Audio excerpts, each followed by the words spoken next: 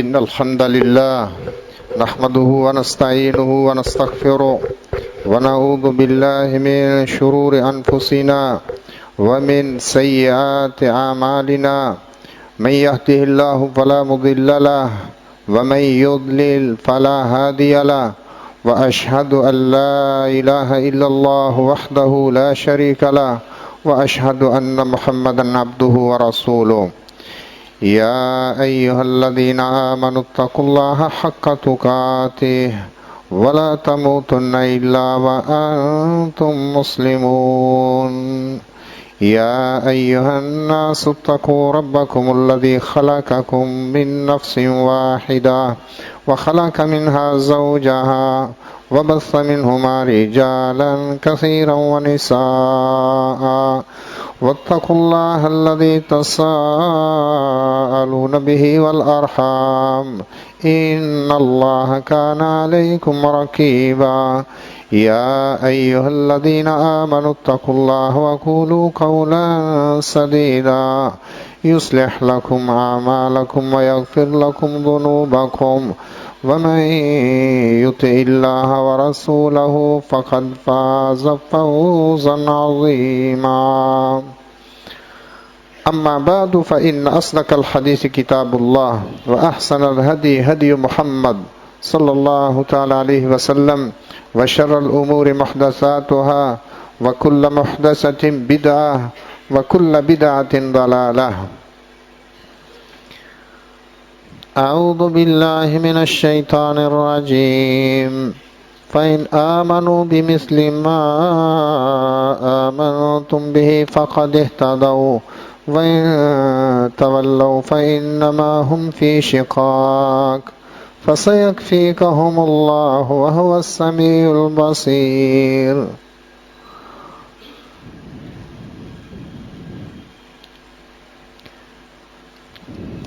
اللہ تبارک و تعالی نے جس طرح نبی کریم صلی اللہ علیہ وسلم کو اسوہ حسنہ بنا کر بھیجا ہے، نبی کریم صلی اللہ علیہ وسلم کے صحابہ کرام نے عمل کا اسوہ پیش کر کے دکھا دیا۔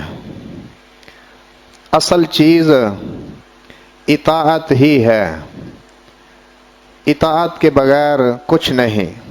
بہت سارے لوگ زبانی دعوے بہت زیادہ ہیں رسول اللہ صلی اللہ علیہ وسلم کی محبت کے۔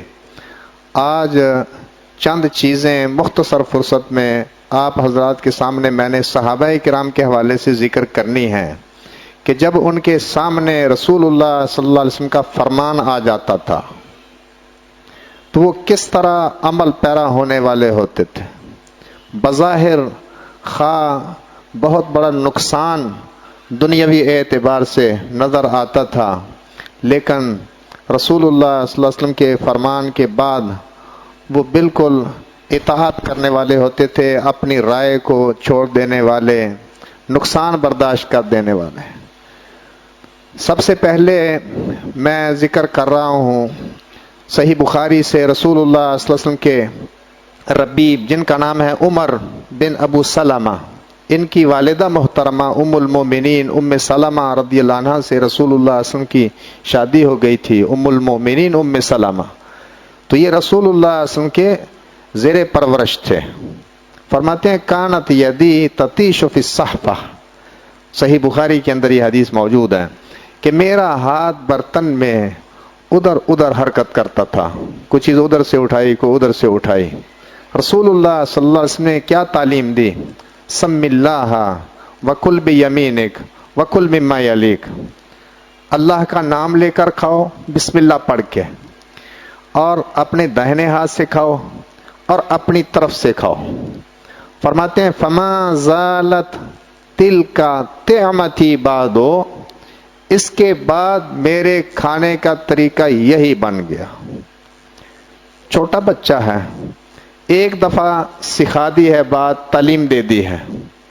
آج کئی لوگ اگر کوئی اس کا عزیز دوست آیا ہوا ہو اور کہے کہ بچے نہیں دائیں ہاتھ سے کھاتے ہیں، تو باپ کو تکلیف ہوتی ہے کہ نہیں اس کو رہنے دو، بڑے ہو کر خود ہی سمجھ آ جائے گا۔ نہیں، بچپن میں جو علم ہے، العلم فی الصغر کالنقش فی الحجر، وہ ایسے ہے جیسے پتھر پر لکیر ہو۔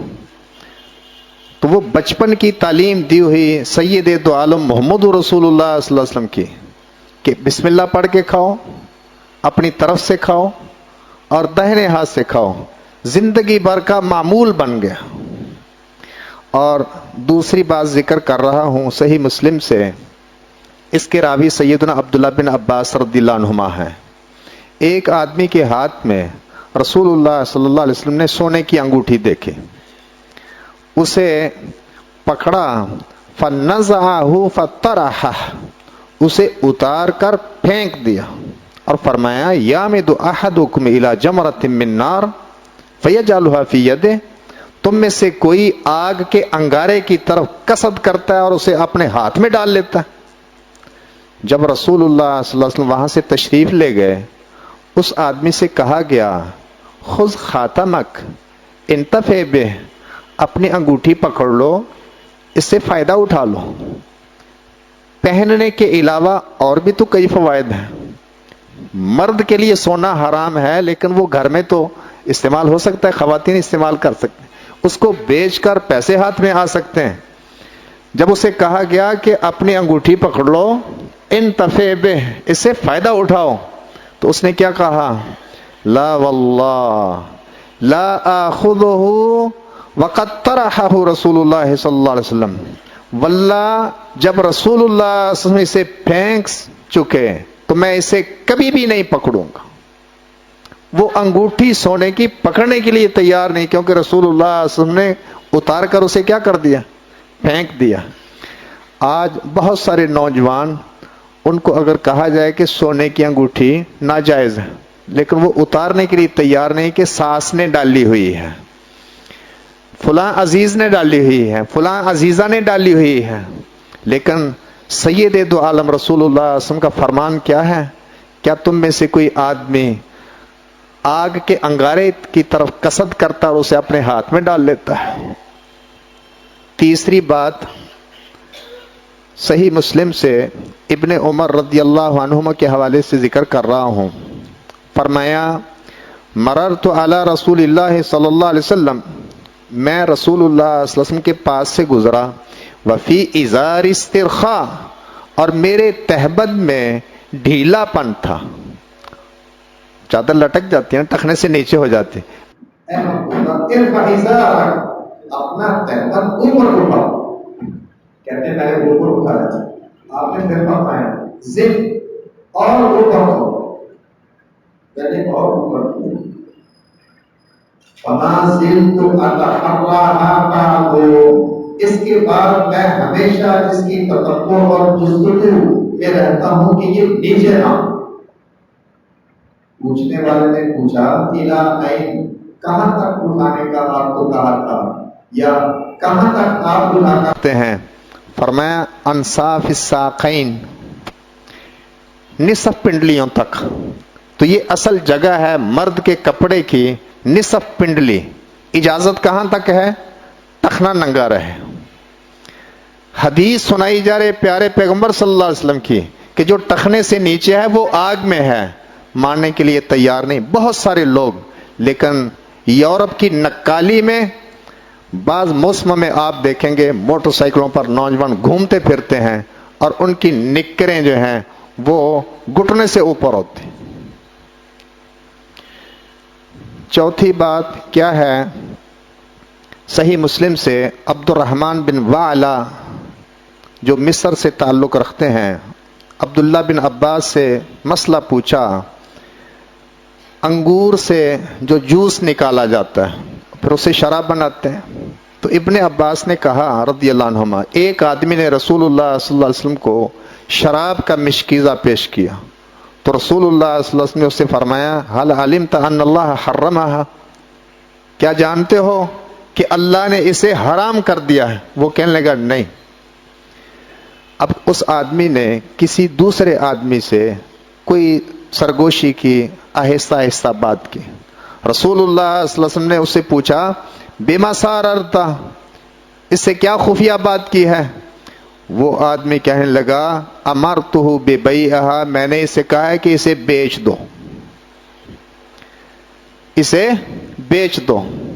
ذرا رک جائیے، کئی لوگ کئی چیزیں ان کو حرام سمجھتے ہیں یا مشتبہ سمجھتے ہیں، حرام اور حلال کے درمیان، خود نہیں استعمال کرتے، لیکن بیچ رہا ہے، سگریٹ بیچ رہا ہے، کہتا ہے میں خود نہیں پیتا، اس کو صحیح نہیں سمجھتا، لیکن بیچ رہا ہے۔ رسول اللہ صلی اللہ علیہ وسلم نے اس سے فرمایا ان الذی حرم شربہا حرم بیعہا، جس نے اس کا پینا حرام کیا ہے اس نے اس کی خرید و فروخت بھی حرام کی ہوئی ہے۔ مسئلہ سمجھ آ گیا، کیا کیا اس نے؟ فَفَتَحَ الْمَزَادَةَ حَتَّى ذَهَبَ مَا فِيهَا، اس نے مشکیزے کا منہ کھولا اور سارا گرا دیا جو اس کے اندر تھا۔ پانچویں چیز ذکر کر رہا ہوں، صحیح بخاری سے انس بن مالک رضی اللہ عنہ ابو طلحہ کے گھر شراب پلا رہے تھے۔ ابو طلحہ کی والدہ ام سلیم سے ابو طلحہ کا نکاح ہوا تھا، اور انس ابو طلحہ کے گھر میں کیا کر رہے تھے؟ شراب پلا رہے تھے۔ شراب پہلے حرام نہیں تھی۔ رسول اللہ صلی اللہ علیہ وسلم نے ایک منادی کو، اعلان کرنے والے کو حکم دیا کہ اعلان کرے الا ان الخمر قد حرمت، توجہ سے سنو، شراب حرام ہو گئی ہے۔ آج بھی اعلان ہوتے ہیں، ایک ضروری اعلان سنیں۔ وہ ایک ضروری اعلان کرنے والا رسول اللہ صلی اللہ علیہ وسلم کی طرف سے اعلان کر رہا تھا، الا، توجہ سے سنو، غور سے سنو، ان الخمر قد حرمت، بے شک شراب یقیناً حرام کر دی گئی ہے۔ ابو طلحہ نے انس بن مالک سے کیا فرمایا کہ دیکھو باہر نکلو اور اس کو گرا دو، باہر نکلو اور شراب کو گرا دو۔ فخرجت فحرقتها، انس فرماتے ہیں میں نکلا اور شراب گرا دی، لیکن ایک ابو طلحہ انصاری کے گھر سے شراب نہیں گری۔ جہاں جہاں آواز پہنچی مدینے میں، فجرت فی سکک المدینہ، مدینے کی گلیوں میں شراب چلنے لگی، بہنے لگی۔ صرف ایک حکم آ گیا پیارے پیغمبر صلی اللہ علیہ وسلم کا۔ چھٹی بات ذکر کر رہا ہوں، صحابیات تنگی اور مشکل کے حالات ہیں، لیکن عید کے موقع پر صحیح بخاری میں یہ حدیث موجود ہے ابن عباس رضی اللہ عنہما سے۔ اختصار کر رہا ہوں، کچھ چیزیں زیادہ ذکر کر دوں۔ رسول اللہ صلی اللہ علیہ وسلم نے پہلے مردوں کو خطبہ دیا عید کا، سمجھے کہ میں بات عورتوں تک نہیں پہنچا سکا، لاؤڈ سپیکر نہیں تھے اس وقت، ان کو علیحدہ خطبہ آپ نے پھر دیا خواتین کو، لیکن نماز علیحدہ نہیں کہ کوئی عورتیں جو ہے علیحدہ اپنی نماز پڑھا لیں کہ عید علیحدہ پڑھاتے۔ امہات المومنین میں سے کسی کو رسول اللہ صلی اللہ علیہ وسلم کہہ سکتے تھے کہ تم جماعت کرا دو، لیکن نہیں، عیدگاہ میں پہنچنا ہے عورتوں نے بھی۔ نماز میں کیا ہے، مکبر جو ہے پیچھے ہو، آواز دور تک جا سکتی ہے، زیادہ مجمع ہے زیادہ مکبر ہو جائے، لیکن گفتگو جو ہے وہ نہیں پہنچ سکی آواز ان کو علیحدہ رسول اللہ صلی اللہ علیہ وسلم نے وعظ و نصیحت کی اور ان کو حکم دیا بالصدقہ، صدقے کا۔ قلت کا دور ہے، تنگی کے حالات ہیں، لیکن رسول اللہ صلی اللہ علیہ وسلم نے صدقے کا حکم دیا۔ فَرَأَيْتُهُنَّ يَهْوِينَ إِلَىٰ آذَانِهِنَّ وَحُلُوقِهِنَّ، ابن عباس فرماتے ہیں تو میں نے دیکھا کہ عورتیں اپنے کانوں اور گلے کی طرف اپنے ہاتھ بڑھا رہی ہیں، یدفعن الی بلال، اور بلال جو اپنی جھولی میں چندہ جمع کر رہے تھے، وہ خواتین بلال کو وہ زیورات اتار کر دے رہے ہیں۔ اللہ اکبر کبیرہ۔ ساتویں بات ذکر کر رہا ہوں، ابو ذر غفاری رضی اللہ عنہ، صحیح بخاری کے اندر یہ حدیث موجود ہے، زید بن وہب راوی ہیں۔ ابو ذر رضی اللہ عنہ نے فرمایا میں نبی صلی اللہ علیہ وسلم کے ساتھ چل رہا تھا، فی حرۃ المدینہ، مدینہ کے حرہ میں. مدینہ کے حرہ دو ہیں، حرہ شرقیہ، حرہ غربیہ، اور یہ سنگلاخ وادی ہے، پتھر ہیں. آپ کو یاد ہوگا، علماء سے آپ سنتے ہیں کہ جب غزوہ خندق ہوا تھا، ایک طرف مدینے کی آبادی، دو طرف حرہ شرقیہ اور غربیہ. جہاں سے دشمن کا خطرہ تھا آنے کا، ادھر خندق کھودی گئی، اور مسلمان خندق سے اندر والی جانب تھے، آبادی کی طرف. فرمایا میں نبی صلی اللہ علیہ وسلم کے ساتھ چل رہا تھا مدینہ کے حرہ میں، تو سامنے سے ہمیں احد پہاڑ نظر آنے لگا. چلتے چلتے احد پہاڑ سامنے آ گیا. فقال یا ابا ذر، تو رسول اللہ صلی اللہ علیہ وسلم جو کوئی بھی موقع نصیحت کا ہاتھ سے نہیں جانے دیتے تھے، فرمایا ابو ذر، قلت لبیک یا رسول اللہ، میں نے عرض کی یا رسول اللہ حاضر ہوں حاضر ہوں. فرمایا ما یسرنی ان عندی مثل احد ذهبا تمضی علی ثالثۃ وعندی منہ دینار. مجھے یہ چیز پسند نہیں، خوش نہیں کرتی کہ میرے پاس احد پہاڑ جتنا سونا ہو اور تیسری رات مجھ پر گزر جائے اور اس سے 1 دینار بھی میرے پاس باقی رہ جائے. الا شیئا ارصدہ لدین، مگر کوئی چیز جسے میں قرض چکانے کے لیے رکھ لوں. الا ان اقول به فی عباد اللہ ہاکذا وہاکذا وہاکذا، مگر میں اس سارے کو، احد پہاڑ جتنا جو سونا ہے، سب کو میں کیا کر دوں، ایسے ایسے اور ایسے کر دوں، ان یمینہ وان شمالہ ومن خلفہ، ہاکذا وہاکذا وہاکذا، خرچ کر دوں. ثم مشا، پھر آپ چل دیے تو فرمایا ان الاکثرین هم الاقلون یوم القیامہ، جن کے پاس زیادہ ہے، جن کے پاس زیادہ ہے، قیامت والے دن وہی سب سے زیادہ کمی والے، زیادہ پیسے والے، قیامت والے دن سب سے زیادہ کمی والے وہی ہیں. صحیح بخاری کی حدیث سن رہے ہیں آپ. الا من قال هكذا وهكذا وهكذا، مگر جس نے ایسے کیا، ان یمینہ وان شمالہ ومن خلفہ، دائیں بائیں پیچھے، یعنی جہاں کوئی جگہ نظر آئی خرچ کرنے کی خرچ کرتا گیا. وقلیل ما هم، اور ایسے بہت ہی تھوڑے ہیں، ایسے بہت ہی تھوڑے ہیں. ثم قال لی مکانک، پھر مجھے فرمایا اپنی جگہ رہو، حتی آتیک، حتیٰ کہ میں تمہارے پاس آؤں. تو پھر آپ چل دیے رات کی تاریکی میں، حتیٰ کہ مجھ سے چھپ گئے. تو میں نے ایک آواز سنی، قد ارتفع، وہ زیادہ ہی بلند آواز تھی. میں نے ایک آواز سنی، قد ارتفع، وہ زیادہ ہی بلند ہو گئی تھی. فتخوفت ان یکون قد عرض للنبی صلی اللہ علیہ وسلم، تو مجھے ڈر لگا، سخت ڈر لگا کہ نبی صلی اللہ علیہ وسلم کو کوئی چیز پیش آ گئی ہو. نبی صلی اللہ علیہ وسلم کو کوئی چیز پیش آ سکتی تھی. بڑے لوگ دشمن تھے، اور کئی انبیاء کو پہلے لوگوں نے تو قتل کر دیا. فَأَرَدْتُ أَنْ آتِيَهُ، تو میں نے چاہا کہ میں آپ کے پاس جاؤں. فَذَكَرْتُ قَوْلَهُ لِي، پھر میں نے آپ صلی اللہ علیہ وسلم کا جو میرے لیے فرمان تھا، جو آپ نے مجھے فرمایا تھا، لَا تَبْرَحْ حَتَّى آتِيَكَ، کہ ادھر ہی رہنا حتیٰ کہ میں تمہارے پاس آؤں. فَلَمْ أَبْرَحْ حَتَّى آتَانِي، تو میں پھر ادھر ہی رہا حتیٰ کہ آپ صلی اللہ علیہ وسلم میرے پاس آئے. ذرا رک جائیے، ایک طرف ذہن کی بات ہے اور ایک طرف بات کیا ہے، رسول اللہ صلی اللہ علیہ وسلم کی. ذہن کیا کہتا ہے کہ یہ آواز جو بڑی خطرناک، بہت بلند، مجھے جانا چاہیے، رسول اللہ صلی اللہ علیہ وسلم کو کوئی عارضہ پیش نہ آ گیا. ذہن یہ کہتا ہے. لیکن دوسری طرف کیا ہے، رسول اللہ صلی اللہ علیہ وسلم کا فرمان کیا ہے؟ فرمان یہ ہے کہ تم ادھر ہی رہنا حتیٰ کہ میں تمہارے پاس آؤں۔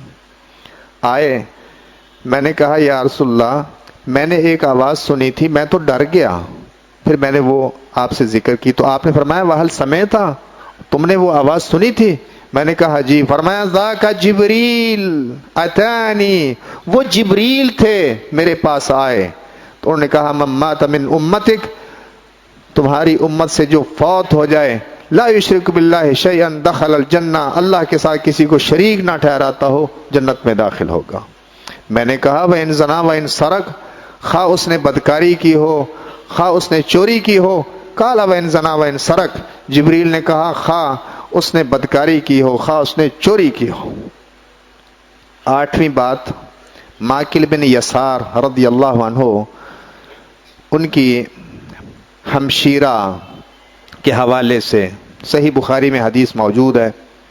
حسن بصری فرماتے ہیں، حسن بصری تابعی ہیں رحمہ اللہ، فلا تعضلوہن، اور جب تم عورتوں کو طلاق دو تو اپنی عدت کو پہنچ جائیں، مراد کیا ہے کہ عدت پوری ہو جائے۔ فلا تعضلوہن، تو تم ان کو منع نہ کرو۔ فلا تعضلوہن ينكحن ازواجهن اذا تراضوا بينهم بالمعروف، تو تم ان کو منع نہ کرو جب وہ باہمی رضامندی سے، اذا تراضوا بینہم بالمعروف، اچھے طریقے سے باہمی رضامندی ان کی ہو جائے۔ اور یہ طلاق کون سی مراد ہے؟ رجعی طلاق، پہلی طلاق کے بعد اور دوسری طلاق کے بعد یہ ہو سکتا ہے۔ رجعی طلاق کا یہی مطلب ہے۔ مولانا شیخ مفتی منور ذکی حفظہ اللہ سبحانہ و تعالی موجود ہیں، فتویٰ کے حوالہ سے انشاءاللہ زیادہ جانتے ہیں اور آپ کو بتاتے بھی رہتے ہیں انشاءاللہ۔ پہلی اور دوسری طلاق کیا ہے؟ رجعی۔ رجعی کا کیا مطلب ہے کہ عدت کے اندر رجوع ہو سکتا ہے، اور عدت گزر جائے تو باہمی رضامندی اور ولی کی اجازت سے دوبارہ نکاح ہو سکتا ہے۔ تو یہ آیت جو ہے اس کے حوالے سے حسن بصری فرماتے ہیں ماکل بن یسار رضی اللہ عنہ نے مجھے بیان فرمایا کہ یہ آیت میرے بارے میں نازل ہوئی، ماکل بن یسار کے بارے میں یہ آیت نازل ہوئی۔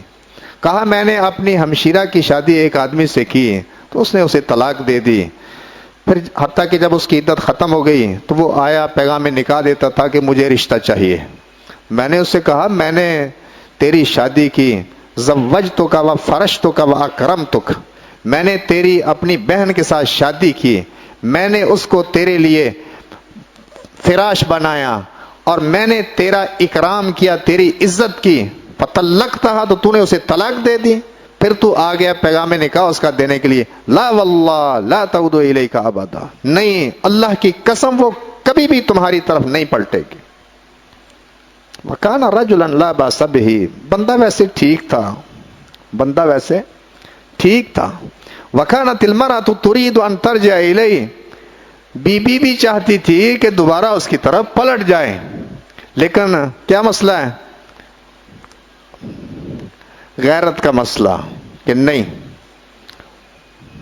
تم نے ہمیں پہلے کیا ہار ڈالے، کیا کہتے ہیں ہم، پہلے کیا پھولوں کے ہار ڈالے تو نے ہمیں، عزت کا مسئلہ بنا لیا۔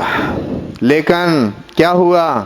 فانزل اللہ ہذہ الآیہ، تو اللہ نے یہ آیت نازل فرما دی، فلا تعضلوہن، پس تم ان کو منع نہ کرو، نہ روکو۔ فقلت، تو میں نے کہا الآن افعل یا رسول اللہ، یا رسول اللہ میں ابھی کرتا ہوں۔ قال فزوجہا ایاہ، تو دوبارہ اس کے ساتھ شادی کر دے۔ صحیح بخاری میں ہی ایک روایت میں یہ لفظ ہیں، تو رسول اللہ صلی اللہ علیہ وسلم نے انہیں بلایا تو ان پر یہ آیت پڑھی، فَتَرَكَ الْحَمِيَّةَ وَاسْتَقَادَ لِأَمْرِ اللَّهِ، تو انہوں نے وہ جو حمیت کا مسئلہ بنایا تھا غیرت کا، وہ غیرت کا مسئلہ چھوڑ دیا، وَاسْتَقَادَ لِأَمْرِ اللَّهِ، اور اللہ کے حکم کے تابع ہو گئے۔ اللہ اکبر کبیرہ۔ اور ترمذی کی روایت میں لفظ یہ ہیں، فلما سمعها ماکل نے جب وہ آیت سنی، قال سمعا لربی وطاعہ، میں نے اپنے رب کی بات سن لی اور مان لی، اللہ اکبر کبیرہ. ثم دعاہ فقال، پھر اسے بلایا اور اس سے کہا ازوجک و اکرمک، میں تیری شادی کرتا ہوں اور میں تیری عزت کرتا ہوں. نامی بات ذکر کر رہا ہوں. حذیفہ رضی اللہ عنہ، صحیح مسلم میں یہ موجود ہے. ابراہیم تیمی نے اپنے والد سے یہ حدیث ذکر کی. کہا کہ ہم حذیفہ کے پاس تھے تو ایک آدمی نے کہا اگر میں رسول اللہ صلی اللہ علیہ وسلم کو پا لیتا قاتلت معہ و ابلیت، تو میں ان کے ساتھ مل کر قتال کرتا اور کیا کرتا، بڑے جوہر دکھاتا. ہمارے دل میں بھی کبھی بات آتی ہے نا کہ ہم بھی رسول اللہ صلی اللہ علیہ وسلم کے دور میں موجود ہوتے، صحابی بنتے، ہم یہ کرتے وہ کرتے. تو ایک آدمی کیا کہنے لگا، اگر میں رسول اللہ صلی اللہ علیہ وسلم کو پا لیتا تو میں کیا کرتا، آپ کے ساتھ مل کر میں قتال کرتا، جہاد کرتا اور میں بڑا اپنے آپ کو آزماتا، جوہر دکھاتا. حذیفہ بن یمان کہنے لگے انت کنت تفعل ذلک، تو یہ کرنے والا تھا. اللہ اکبر. اللہ نے جس دور میں پیدا کیا نا، ہم اس دور کے لیے بہتر تھے، اس دور کے لیے بہتر تھے. اللہ بہتر جانتا ہے. کیا پتہ ہے ہم کس صف میں کھڑے ہوتے. بہت مشکل تھا اس وقت مسلمان ہونا. پھر فرمایا، اپنی ایک بات سنائی حذیفہ رضی اللہ عنہ نے. فرمایا مجھے یاد ہے، اپنے بارے میں ہمیں یاد ہے رسول اللہ صلی اللہ علیہ وسلم کے ساتھ احزاب کی رات، غزوہ احزاب کی رات. اس کا کیا مطلب لیلۃ الاحزاب؟ یہ کئی دن جو ہے نا غزوہ احزاب رہا، کوئی مہینہ تقریباً. غزوہ خندق اس کا دوسرا نام ہے. ادھر ادھر سے اکا دکا تیر چلتے تھے، باقاعدہ لڑائی نہیں ہوئی. تو ایک رات کی بات انہوں نے یہ ذکر کی ہے. سخت آندھی نے ہمیں آن لیا اور سخت سردی. جو لوگ ایسے علاقے میں گئے ہیں یا رہتے ہیں، سخت سردی ہو اور پھر آندھی اور طوفان چل رہا ہو، اور کیا حالت ہوتی. تو رسول اللہ صلی اللہ علیہ وسلم نے فرمایا الا رجل یاتینی بخبر القوم جعلہ اللہ معی یوم القیامہ، کیا کوئی آدمی قوم کی خبر نہیں لاتا میرے پاس، اللہ قیامت کے دن اس کو میرے ساتھ کرے گا. بہت بڑی خوشخبری تھی ایسے شخص کے لیے کہ ادھر جانا ہے، دیکھنا ہے کس حالت میں مشرک خندق کے دوسری طرف، تو اللہ قیامت کے دن نبی کا ساتھ دے دے گا. تو کسی نے بھی جواب نہ دیا. یہ اختیاری چیز تھی، اختیاری. پھر رسول اللہ صلی اللہ علیہ وسلم نے یہ بات کہی، خاموش رہے، پھر کہی، خاموش رہے. آخر کار جو ہے نا، رسول اللہ صلی اللہ علیہ وسلم نے فرمایا کم یا حذیفہ، اے حذیفہ تم اٹھو، تو ہمارے پاس قوم کی خبر لاؤ. فلم اجد بدن اذ دعانی باسمی ان اقوم، تو جب میرا نام لے کر مجھے آپ نے بلایا تھا تو پھر اٹھنے کے بغیر کوئی چارہ نہیں تھا. فرمایا جاؤ اور قوم کی خبر لاؤ. ولا تظہرہم علی، اور ان کو میرے خلاف ابھارنا نہیں. تو جب میں نے آپ کی طرف سے پیٹھ پھیری جانے لگا تو میں ایسے ہو گیا جعلت کانما امشی فی حمام، جیسے حمام جیسی چیزیں میں چل رہا ہوں. رسول اللہ صلی اللہ علیہ وسلم کے فرمان کی اطاعت کی برکت، سخت سردی کے موسم میں وہ کیسے چل رہے ہیں، جیسے حمام، گرم حمام کے اندر چل رہے ہیں. حتیٰ کہ میں ان کے پاس آیا تو ابو سفیان کو میں نے دیکھا یسلی ظہرہ بالنار، اپنی کمر آگ کے ساتھ تاپ رہا ہے. کفار کا لیڈر، مشرکوں کا لیڈر آگ کے ساتھ اپنی کمر تاپ رہا ہے. فوضعت سہما فی کبد القوس، تو میں نے تیر کمان پر چڑھایا رکھا. فاردت ان ارمیہ، اور چاہا کہ اسے میں مار دوں، پھینکوں اس پر تیر. فذکرت قول رسول اللہ صلی اللہ علیہ وسلم، پھر مجھے رسول اللہ صلی اللہ علیہ وسلم کی بات یاد آئی کہ ان کو میرے خلاف ابھارنا نہ.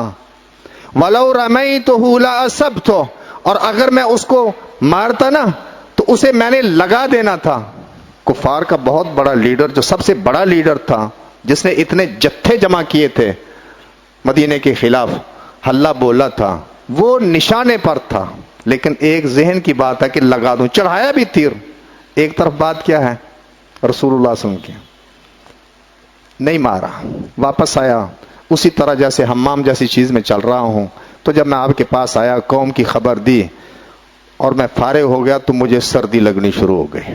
جب اس مشن سے فارغ ہو گیا سردی لگنی شروع ہو گئی. تو رسول اللہ صلی اللہ علیہ وسلم نے اپنی چادر کا زائد حصہ مجھے اڑا دیا جو آپ پر تھی، جس میں آپ نماز پڑھتے تھے، تو میں ہمیشہ سویا رہا صبح تک۔ جب میں نے صبح کیا، آپ نے فرمایا قم یا نعمان، اے بہت سونے والے اٹھو۔ اللہ اکبر کبیرہ۔ 3 چیزیں اور رہ گئی، ذکر کر لوں یا بس کر دوں؟ 10ویں بات ذکر کر رہا ہوں۔ عمر بن خطاب رضی اللہ عنہ کے حوالے سے اور ان کی بیوی کے حوالے سے صحیح بخاری میں ایک روایت ہے۔ ابن عمر رضی اللہ عنہما، عمر کے بیٹے راوی ہیں، فرمایا کانت امرأۃ لعمر، عمر کی ایک بیوی، ابن عمر کیا لفظ بول رہے ہیں؟ عمر کی ایک بیوی، کیونکہ ایک سے زیادہ شادیاں عام صحابہ کرام جو ہے نا ایک سے زیادہ شادیاں کرتے تھے، تو ضروری نہیں کہ عبداللہ بن عمر کی والدہ ہی ہو، وہ سوتیلی ماں ہو سکتی ہے۔ عمر رضی اللہ عنہ کی ایک بیوی، وہ صبح کی نماز میں حاضر ہوتی تھی اور عشاء کی نماز میں فی الجماعت فی المسجد، جماعت کے ساتھ مسجد میں جا کر نماز پڑھتی تھی۔ کانت امرأۃ لعمر تشہد صلاۃ الصبح والعشاء فی الجماعت فی المسجد، صبح اور عشاء کی نماز مسجد میں جماعت کے ساتھ پڑھتی تھی جا کر۔ تو اس سے کہا گیا لما تخرجین، تم کیوں نکلتی ہو؟ وقد تعلمین ان عمر یکرہ ذلک ویغار، حالانکہ تم جانتی ہو کہ عمر اس کو پسند نہیں کرتے اور اس پر غیرت کھاتے ہیں، ان کو غیرت آتی ہے، تو کیوں نکلتی ہو، کیوں جاتی ہو؟ قالت وما یمنعہ ان ینہانی، کہنے لگی کہ عمر کو مجھے منع کرنے سے کون سی رکاوٹ ہے، مجھے روکتے کیوں نہیں؟ روک لیں، روکتے کیوں نہیں مجھے؟ قال یمنعہ قول رسول اللہ صلی اللہ علیہ وسلم، کہنے والے نے کہا کہ عمر کو مانے ہے، رکاوٹ ہے کیا؟ رسول اللہ صلی اللہ علیہ وسلم کا فرمان، لا تمنعوا اماء اللہ مساجد اللہ، اللہ کی بندیوں کو اللہ کی مسجدوں سے نہ روکو۔ آج بڑے بڑے مفتیان نے روک لگائی ہوئی ہے کہ نہیں فتنے کا دور ہے، ابھی مسجد میں نہیں آ سکتی جمعہ پڑھنے کے لیے۔ بڑے مفتیان ایسے ہیں، ہاں بازاروں میں جا سکتے ہیں جو سب سے گندی جگہ ہیں، اور مرد کا سوٹ بھی خریدنا ہے تو اس نے خریدنے کے لیے جانا ہے، لیکن مسجد میں آنے کی اجازت نہیں، دین قیامت تک کے لیے۔ ہم پابندی لگائیں گے، خوشبو لگا کر نہ جاؤ اور با پردہ ہو کر جاؤ، روک نہیں سکتے۔ عمر نہیں پسند کرتے کہ میری بیوی مسجد میں جائے، یہ اپنے ذہن کی بات ہے، یہ اپنے ذہن کی بات ہے، لیکن دوسری طرف پیارے پیغمبر کا فرمان ہے لا تمنعوا اماء اللہ مساجد اللہ، لفظ ہی دیکھو نا کیسے ہیں، ہم اللہ کے بندے ہیں نا، اللہ کے گھروں میں آنے کا جی چاہتا ہے کہ نہیں؟ وہ اللہ کی بندیاں نہیں، ان کا بھی جی چاہتا ہے اللہ کے گھروں میں آنے کا۔ لا تمنعوا اماء اللہ مساجد اللہ، اللہ کی بندیوں کو اللہ کی مسجدوں سے نہ روکو۔ 11ویں بات صحیح بخاری میں کعب بن مالک کے حوالے سے ہے رضی اللہ عنہ، عبداللہ بن کعب بن مالک اپنے والد کعب سے یہ حدیث بیان کرتے ہیں کہ ابن ابی حضرت سے انہوں نے تقاضا کیا قرض کا جو انہوں نے ان سے لینا تھا، اور مسجد میں تقاضا کیا تو دونوں کی آوازیں بلند ہو گئیں، حتیٰ کہ رسول اللہ صلی اللہ علیہ وسلم نے سن لیں، اور آپ اپنے گھر میں تھے تو آپ ان کی طرف نکلے، حتیٰ کہ آپ نے اپنے حجرے کا پردہ کھولا تو آواز دی یا کعب، کہا لبیک یا رسول اللہ، فرمایا دا من دینک ھذا واومى الیہ الشطر، اس کے قرض سے کچھ وضع کر دو، اور ہاتھ کے ساتھ اشارہ کیا، کیا مطلب کہ نصف چھوڑ دو۔ قال لقد فعلت یا رسول اللہ، کہا یا رسول اللہ میں نے کر دیا۔ قال قم فقض، دوسرے سے آپ نے فرمایا اٹھو اور ادا کرو۔ ہم اگر اس پر عمل کرنے والے ہو جائیں، اپنے بھائیوں کا خیال رکھیں، حالات مندے ہیں، چلو ہم کچھ وضع کر دیں، تو بہت سارے عدالتوں کے کیس ختم ہو جائیں۔ آخری بات ذکر کر رہا ہوں ابو داود کے حوالے سے، عائشہ رضی اللہ عنہا نے فرمایا مکے والوں نے اپنے قیدیوں کے فدیہ کے لیے بھیجا کوئی مال، جو بدر میں پکڑے ہوئے تھے۔ رسول اللہ صلی اللہ علیہ وسلم کی بیٹی زینب نے بھی ابو العاص جو ان کا خامد تھا ان کے فدیے کے لیے کوئی مال بھیجا، اور اس مال میں کیا تھا؟ وہ قلادہ اور ہار بھی تھا جو پہلے خدیجہ کے پاس تھا، اور جب زینب کی شادی ہوئی تھی اور زینب کو ابو العاص کے پاس بھیجنا تھا تو انہوں نے ان کو دیا تھا بیٹی کو۔